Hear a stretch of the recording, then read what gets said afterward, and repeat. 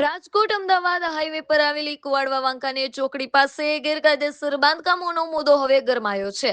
સ્થાનિકોની રજૂઆત બાદ સફાળે જાગેલા તંત્રએ આ વિસ્તારમાં કડક કાર્યવાહીના સંકેત આપ્યા છે.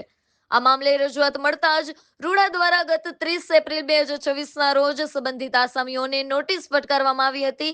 આમ નોટિસમાં સ્પષ્ટ સૂચના આપવામાં આવી હતી કે આગામી 6 મે 2024 સુધીમાં તમામ ગેરકાયદેસર બાંધકામો સ્વૈચ્છિક રીતે દૂર કરી લેવા. નોટિસની મુદત પૂર્ણ થતાં જ હવે સ્થાનિકોના અને દુકાનદારો, હોટલો અને સંચાલકોમાં ફફડાટ જોવા મળ્યો છે. તંત્ર દ્વારા આપવામાં આવેલી સમય મર્યાદા આજે પૂર્ણ થઈ રહી છે, ત્યારે દાદાનું બુલડોઝર ગમે ત્યારે આ ગેરકાયદેસર બાંધકામો પર ફરી વળે તેવી પણ શક્યતા દેખાય છે. હાલ તો સમગ્ર પંથકની નજર તંત્રની આગામી કાર્યવાહી પર ટકેલી છે. સ્થાનિક લોકોની એક જ માંગ છે કે હાઈવે પર નડતરરૂપ અને કાયદા વિરુદ્ધ થયેલા બાંધકામો સામે કડક હાથે કામ લેવામાં આવે. ચક્રવાત ન્યૂઝ સાથે અહેવાલ અમૃતભાઈ રાઠોડ, રાજકોટ.